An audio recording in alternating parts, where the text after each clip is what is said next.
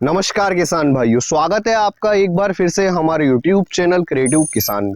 दिसंबर व जनवरी के बीच में पड़ने वाले पाले से हमारी फसल नष्ट हो सकती है, इसलिए दिसंबर में बोई जाने वाली फसलों का चुनाव करते समय हमें इस बात का विशेष ध्यान रखना चाहिए कि हमारी फसल पाले से खराब ना हो। आज मैं आपको इस वीडियो में उन फसलों की जानकारी दूंगा जिनकी बुआई का सही समय दिसंबर महीना ही है। इस वीडियो में मैं आपको 15 से 20 ऐसी फसलों की जानकारी दूंगा जिनकी बुआई आप दिसंबर महीने में कर सकते हैं। जैसा कि आप सभी किसान भाई जानते हैं कि हम इन फसलों की बुआई इंटरक्रॉपिंग सिस्टम के माध्यम से करते हैं, जिसमें हम 2 या 2 से अधिक फसलों का चुनाव करते हैं और इनकी बुआई एक साथ एक ही समय एक ही खेत में करते हैं। इनमें से एक फसल हमारी मुख्य फसल होती है और दूसरी हमारी सहायक। हम सहायक फसल का चुनाव इस तरह से करते हैं कि सहायक फसल के कारण हमारी मुख्य फसल प्रभावित ना हो। हम सहायक फसल की बुआई इसलिए करते हैं ताकि जो खाली पड़ी जगह है उसका सदुपयोग हो सके और जो हमारी मुख्य फसल में लागत आती है वह हम सहायक फसल से ही निकाल लें, ताकि जो हमारी मुख्य फसल से आमदनी होगी वह हमारा प्रॉफिट रहेगा। हमने इन 15 से 20 फसलों को 7 ग्रुप में डिवाइड किया है और प्रत्येक ग्रुप में 2 या 2 से अधिक फसलों को चुना है। तो बिना अधिक समय नष्ट किए आते हैं हमारे पहले ग्रुप पर। ग्रुप ए, टमाटर और लेटस। टमाटर हमारी मुख्य फसल है और लेटस हमारी सहायक फसल।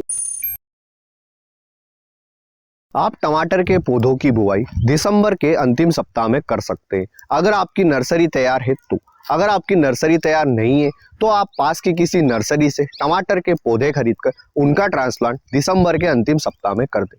पौधों का ट्रांसप्लांट करते समय एक बात का विशेष ध्यान रखें, पौधे से पौधे की दूरी 45 से 60 सेंटीमीटर और रो से रो की दूरी 90 सेंटीमीटर रखें। इसके अलावा आप टमाटर की नर्सरी दिसंबर महीने में डाल सकते हैं। विंटर सीजन के लिए आप इन बीजों का चुनाव कर सकते हैं। सेमिनस अभिलाष, नामधारी 4266, सीजंता हिमसोना। अब जानते हैं कि टमाटर की फसल के साथ में हम लेटस की इंटरक्रॉपिंग किस प्रकार से करें। जब आप खेत में टमाटर के पौधे का ट्रांसप्लांट कर दें तब आप 3 जगह पर लेटस के पौधे लगा सकते हैं। पहला, टमाटर के 2 पौधों के बीच में। दूसरा, हमारी जो बेड है उसकी निचली सतह पर। इसके अलावा आप 2 रो के बीच में खाली पड़ी जगह पर लेटस के पौधे का पौधारोपण कर सकते हैं। इसके लिए आप पौधे से पौधे की दूरी 30 सेंटीमीटर और रो से रो की दूरी 45 सेंटीमीटर रखें। लेटस के लिए भी आपको पहले नर्सरी तैयार करना पड़ेगी। लेटस की नर्सरी 25 से 30 दिन में तैयार हो जाती है। अगर आपके एरिया में लेटस का मार्केट नहीं है तो आप इसकी जगह रूट वेजिटेबल्स की भी इंटरक्रॉपिंग टमाटर की फसल के साथ में कर सकते हैं। रूट वेजिटेबल्स में आपको 4 ऑप्शंस मिलते हैं: गाजर, चुकंदर, शलजम, मूली।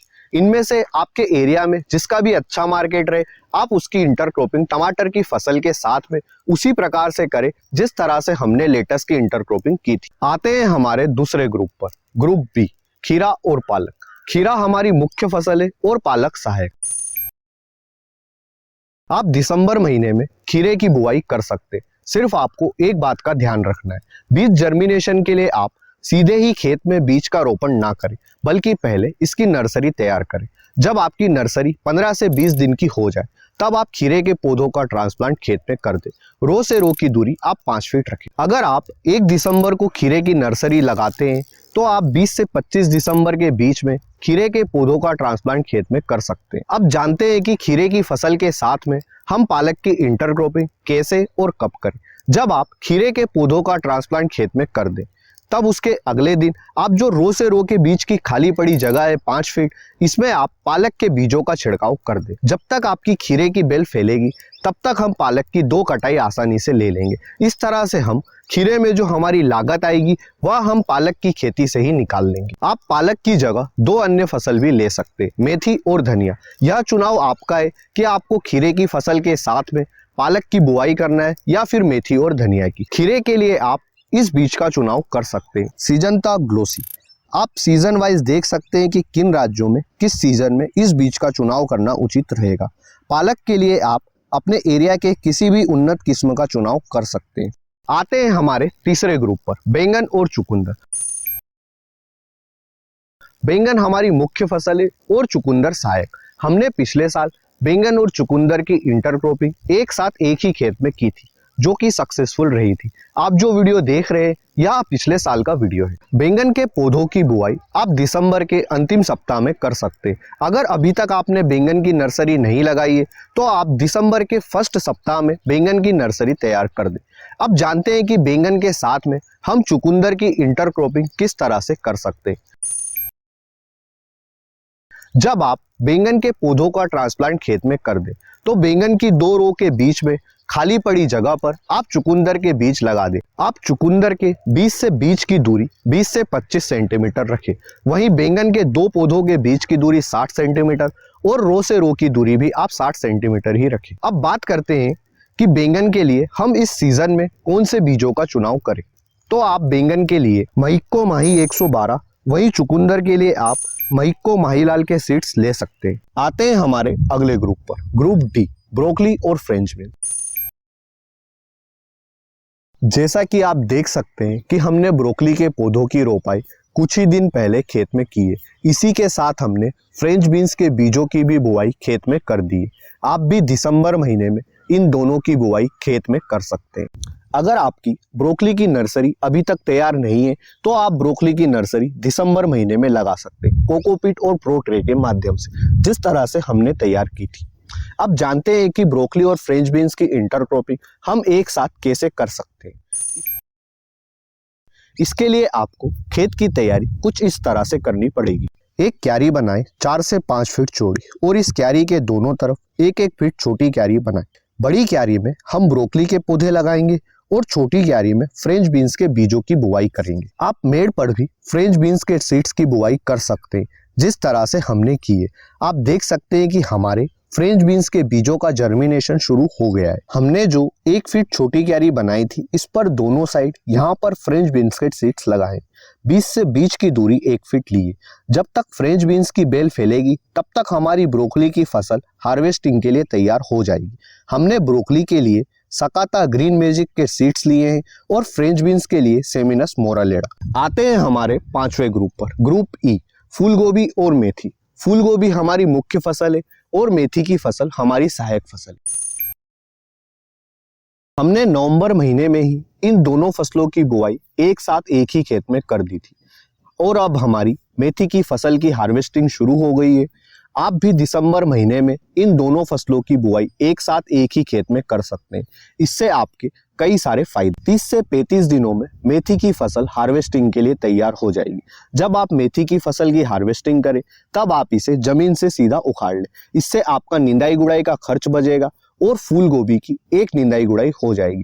और जो आपको मेथी की फसल से उत्पादन मिलेगा और उससे जो आमदनी होगी वह अलग। अगर आपने अभी तक फूल गोभी की नर्सरी नहीं लगाई है तो आप दिसंबर महीने में भी फूल गोभी की नर्सरी लगा सकते हैं। आप इन बीजों का चुनाव कर सकते हैं। Number 1 Seminis Girija, number 2 Seminis Barkha, number 3 sunflower Katrina. आते हैं हमारे छठे ग्रुप पर, ग्रुप एफ, पत्ता गोभी और धनिया।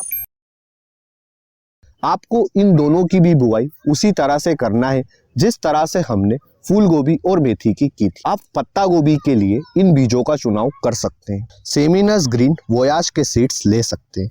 अभी हमें पत्ता गोभी का मंडी थोक भाव 20 रुपए किलो के आसपास मिल रहा है और मेथी का 15 से 20 रुपए किलो मंडी थोक भाव हमें मिल रहा है। आते हैं हमारे 7वें ग्रुप पर, ग्रुप जी, सेम की फली, सरसों, पाकचोई और कद्दू।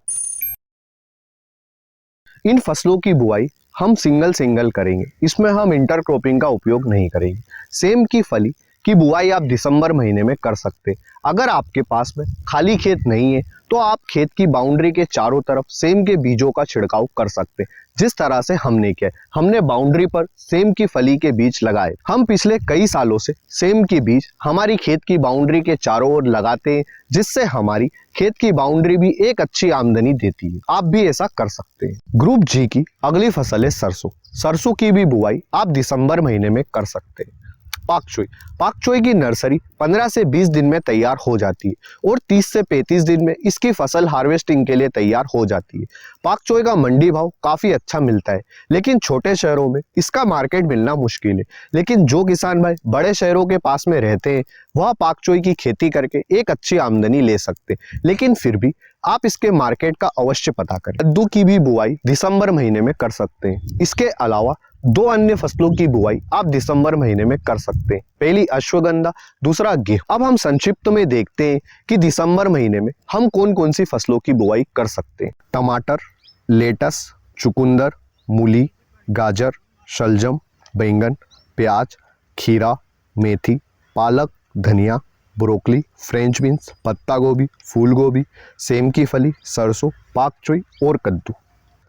इन 20 फसलों की बुआई आप दिसंबर महीने में कर सकते हैं। हमने नवंबर महीने में ब्रोकली, फ्रेंच बीन्स, मेथी, पत्ता गोभी, पालक, फूल गोभी की बुआई की थी।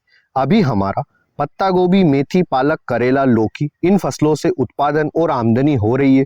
कुछ ही दिनों में फूल गोभी की भी फसल हार्वेस्टिंग के लिए तैयार हो जाएगी।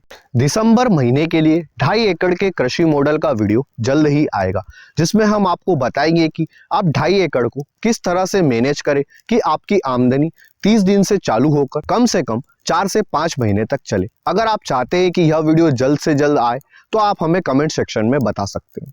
अगर आपको इस वीडियो में दी गई जानकारी अच्छी लगी है तो वीडियो को लाइक और शेयर करें। अगर आपके इस वीडियो से जुड़े कोई भी सवाल है तो आप हमें कमेंट सेक्शन में पूछ सकते हैं। हम हमारे हर वीडियो में 3 से 4 किसान भाइयों की कमेंट पिक करते हैं और कोशिश करते हैं कि हम उनके सवालों के जवाब दे दें। अभी तक आपने हमारे चैनल को सब्सक्राइब नहीं किया है तो इसे सब्सक्राइब अवश्य करें। धन्यवाद किसान भाइयों। जय जवान जय किसान।